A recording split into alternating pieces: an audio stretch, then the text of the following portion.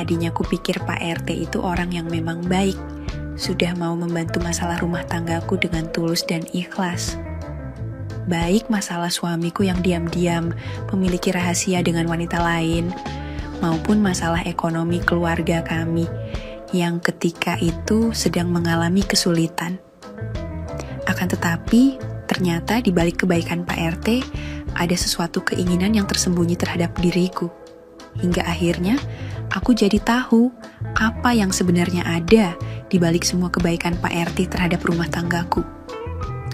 Aku sebenarnya tak pernah menyangka sama sekali jika lelaki berusia 56 tahun yang sudah aku anggap seperti orang tua sendiri, justru memiliki sebuah keinginan terpendam terhadap diriku di balik semua kebaikan yang diberikannya. Tak pernah terbayangkan juga dalam hidupku bahwa Pak RT yang selama ini sangat baik ternyata tegas sekali membuat aku sampai bersedih seperti itu. Ternyata kebaikan Pak RT selama ini bukanlah sebuah kebaikan yang tulus dan ikhlas, melainkan sebuah kebaikan yang mengharapkan balasan yang lebih besar dari diriku. Hingga akhirnya, di usiaku yang ke-32 tahun ini, aku bisa memahami. Benar juga kata pepatah, bahwa tidak ada makan siang yang gratis. Ya kalaupun ada, paling hanya untuk anak sekolahan saja. Karena memang ada program makan siang bergizi gratis dari pemerintah. Hehehe. Kisahku ini, aku alami 5 tahun yang lalu. Akan tetapi, selalu kuingat sepanjang hidupku. Karena kebaikan Pak RT bukan saja sudah membuat kesedihan dan luka di batinku, tapi juga sebuah kenangan indah yang sangat sulit aku lupakan dalam kehidupanku. Semuanya berawal ketika usia rumah tanggaku dengan suamiku sudah memasuki tahun ke-5, dan kami sudah memiliki seorang anak yang saat itu sudah mulai sekolah TK. Saat itu, sebuah ujian sedang melanda bahtera rumah tangga kami akibat hadirnya orang ketiga. Suamiku yang selama ini aku anggap sebagai lelaki yang sangat mencintai keluarga. Ternyata TK menduakan hatinya dan menjalin hubungan rahasia dengan wanita lain yang masih teman kerjanya di kantor. Sebenarnya, aku sudah bisa merasakan perubahan yang tak biasa pada diri suamiku. Tidak seperti biasanya, suamiku yang hanya bekerja sebagai staf honorer di dinas Pemda mulai sering telat pulang dari kantor dengan alasan mengikuti rapat. Tapi karena aku dulunya hanya tamatan SMP dan putus sekolah karena terbentur biaya di SMA, aku jadi percaya saja akan alasan suamiku.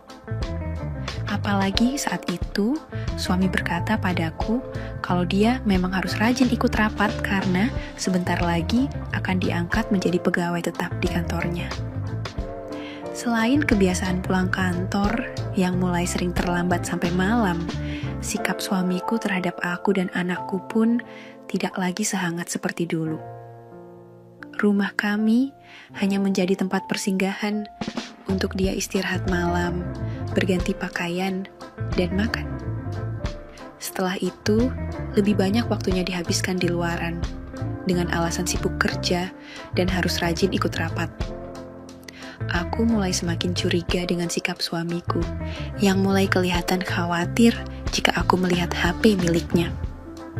Bahkan, biasanya HP-nya biasa dipakai anakku untuk nonton YouTube, namun sekarang sudah tidak boleh lagi dilihat.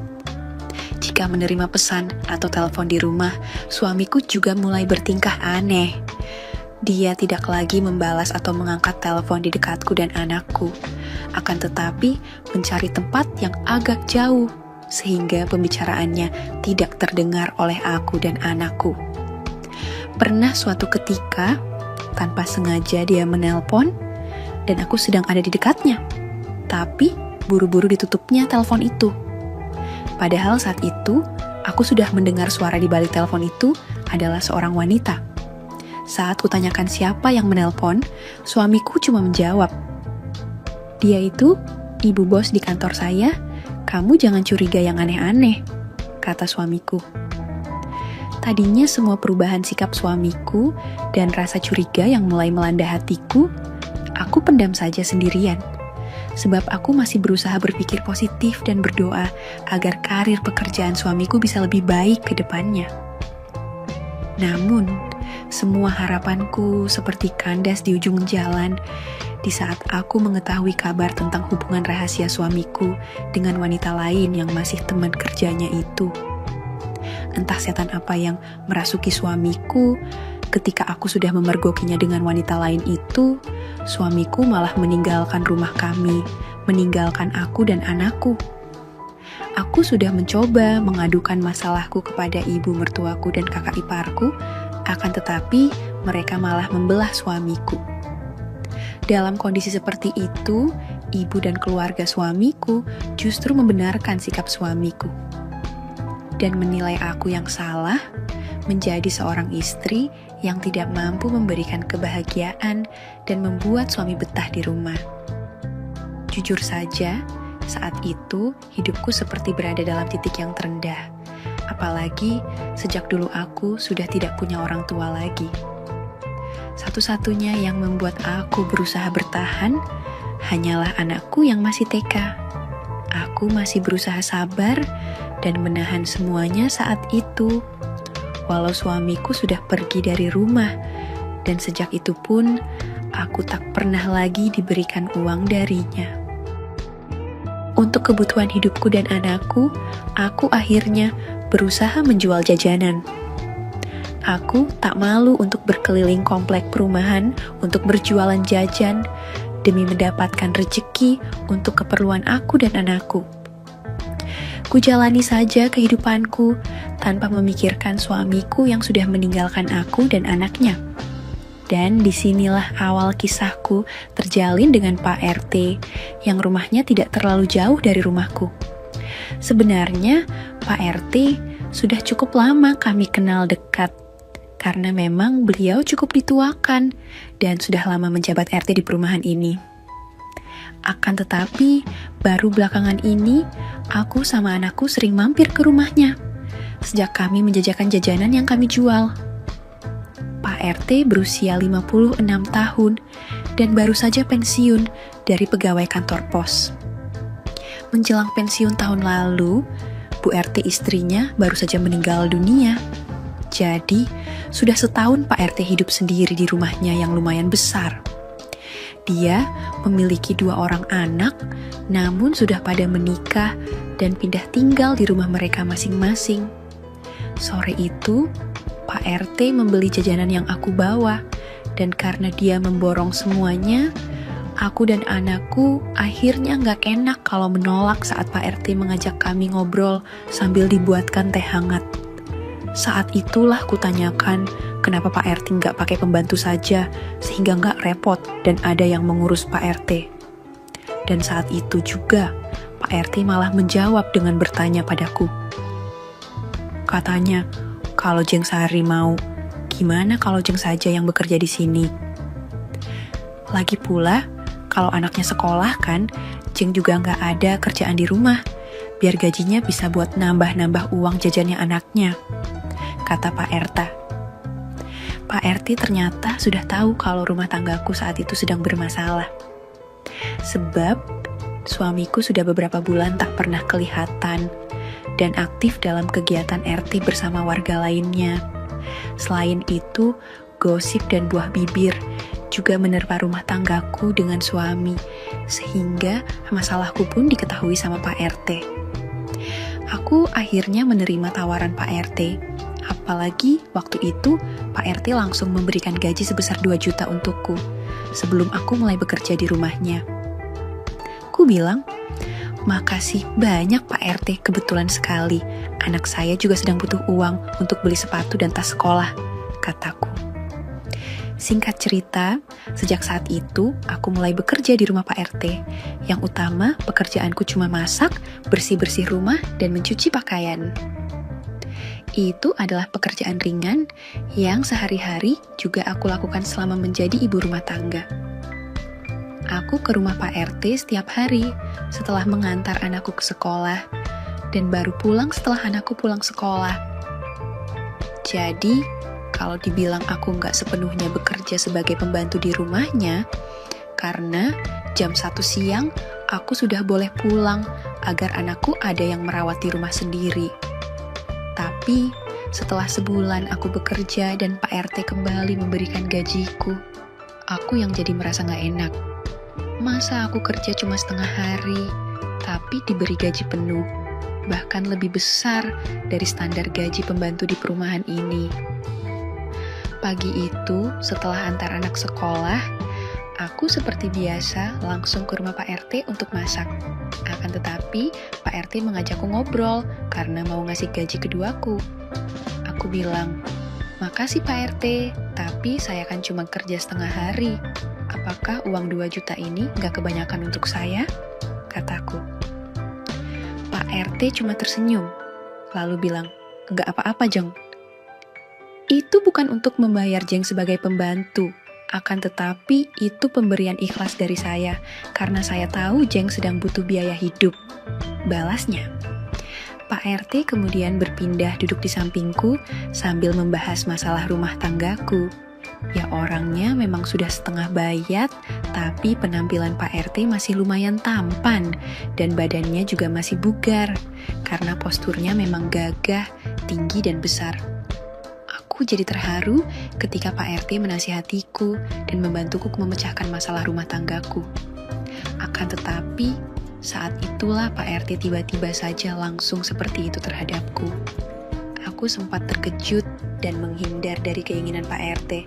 Akan tetapi, Pak RT terus saja seperti itu, hingga akhirnya dia berhasil membuat hatiku sangat sedih sekali pagi itu. Setelah semuanya selesai, Pak RT lalu minta maaf padaku. "Maafkan saya ya, Xiong.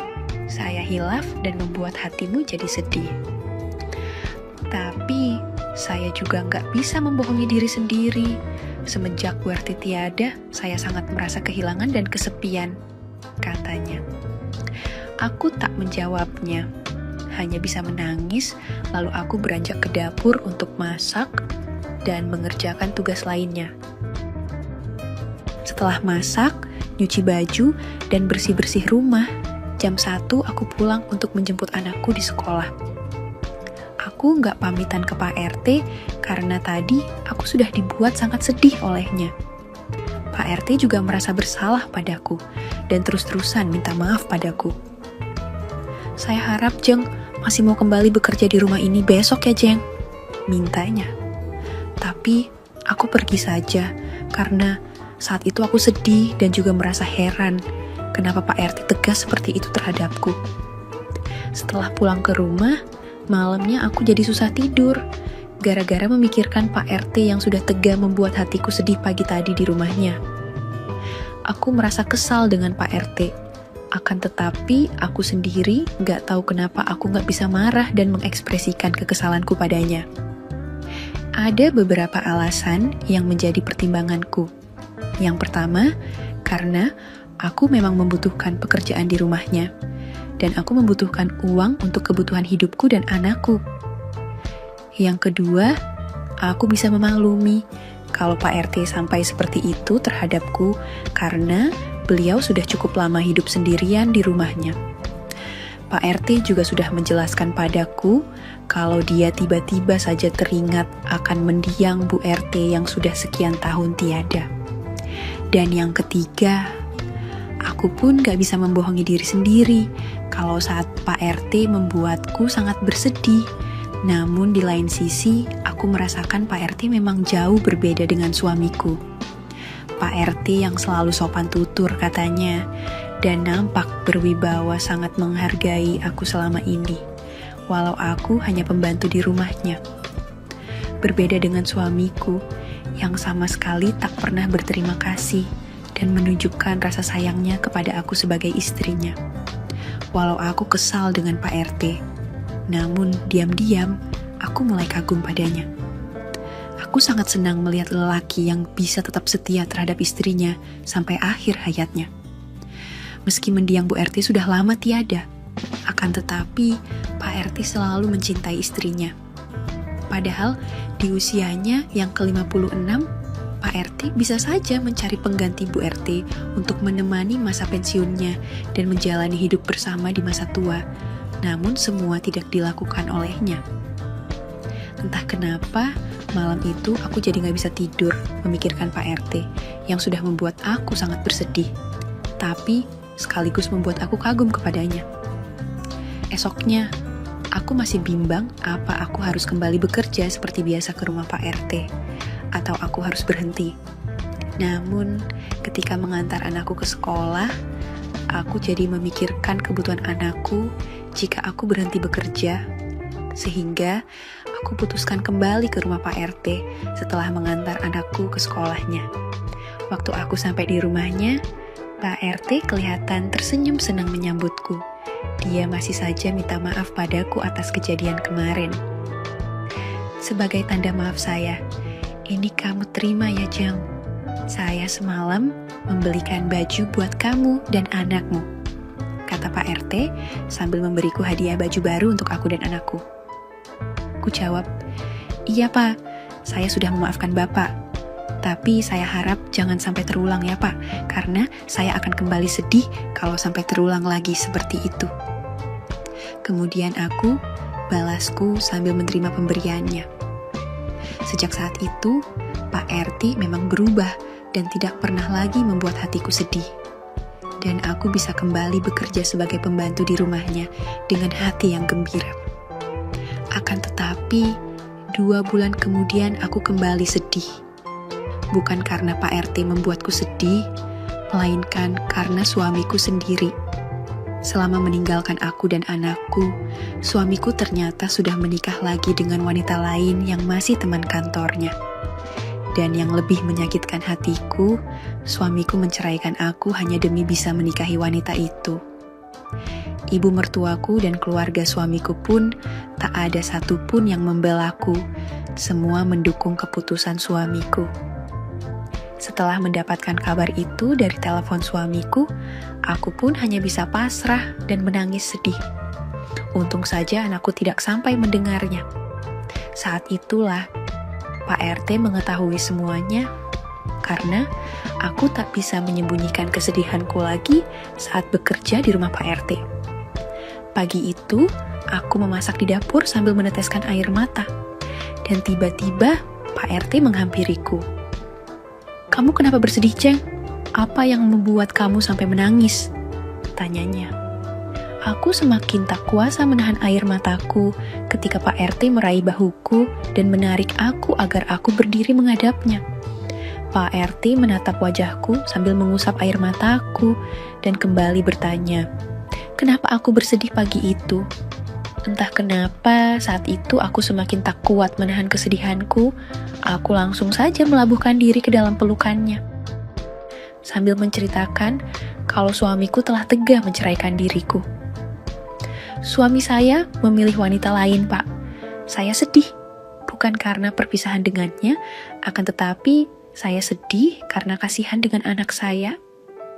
Bagaimanapun dia masih membutuhkan kasih sayang ayahnya, kataku. Pak RT lalu mengusap air mataku dan memelukku agar aku tidak bersedih lagi. Ya sudah, Jeng. Jika itu memang takdirnya, Jeng harus tabah dan kuat menjalani kehidupan. Jeng kan masih muda dan jalan hidupnya masih panjang, kata Pak RT. Aku hanya mengangguk saja mendengar nasihatnya yang mulai membuat aku merasa nyaman dan tidak bersedih lagi. Saat itulah, aku juga hanya bisa mengikuti langkah Pak RT yang menuntun tanganku ke depan dan memintaku istirahat saja di sofa. Hari ini, Jeng gak usah mikirin kerjaan dulu. Istirahat saja di sini biar saya menemani Jeng supaya gak bersedih lagi, bisiknya padaku. Ku jawab, iya Pak RT, makasih Pak, balasku. Pagi itu akhirnya aku gak jadi masak dan mengerjakan pekerjaan lainnya, karena Pak RT ingin membuatku merasa senang dan bahagia. Aku gak tahu kenapa pagi itu Pak RT gak membuatku bersedih seperti yang dulu. Akan tetapi, pagi itu Pak RT malah membuat aku sangat senang dan bahagia. Sambil memberikan kebahagiaan yang membuat aku sangat senang, Pak RT kemudian bertanya padaku, kamu mau kan, Jeng, kalau nantinya saya melamarmu dan menikahimu menjadi istriku? bisiknya. Dan aku pun menjawab lirih. Iya Pak, saya mau menjadi istri Bapak jika saya sudah resmi bercerai dengan suami saya, kataku. Walaupun pagi itu kami sudah berbagi kesenangan bersama.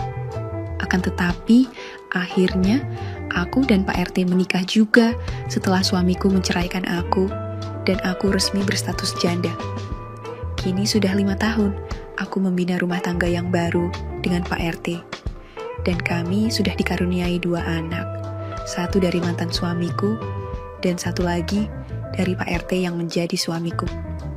Sejak saat itu, kehidupanku semakin bahagia, dan aku pun mulai dikenal dengan panggilan Bu RT. Begitulah kisahku kawan, semoga bisa dipetik hikmahnya, dan semoga kalian terhibur ya. Tamat. Oke, segitu dulu untuk kali ini, dan semoga kalian bosku semua terhibur hari ini ya. Sekali lagi, tidak pernah lupa, Mimin ingin mengingatkan bahwa tidak ada maksud untuk merusak moral. Tapi, di sini, kami selaku admin channel Makiem hanya berbagi pengalaman dari viewer saja yang tentu saja tidak untuk ditiru. Terima kasih sudah mau mendengarkan kisah nyata ini. Ambil baiknya dan buang buruknya dari cerita kisah ini. Semoga hal seperti ini tidak terjadi kepada kita semua bosku. Dan semoga kita semua dilindungi dari mara bahaya. Amin ya Rabbal Alamin. Terima kasih dan sampai jumpa di cerita selanjutnya. Jangan lupa like, comment, share, dan subscribe. Oh iya, kira-kira kalian semua bosku yang terhormat kepengen kisah-kisah yang seperti apa lagi nih? Tolong berikan komentar-komentar kalian di video ini ya.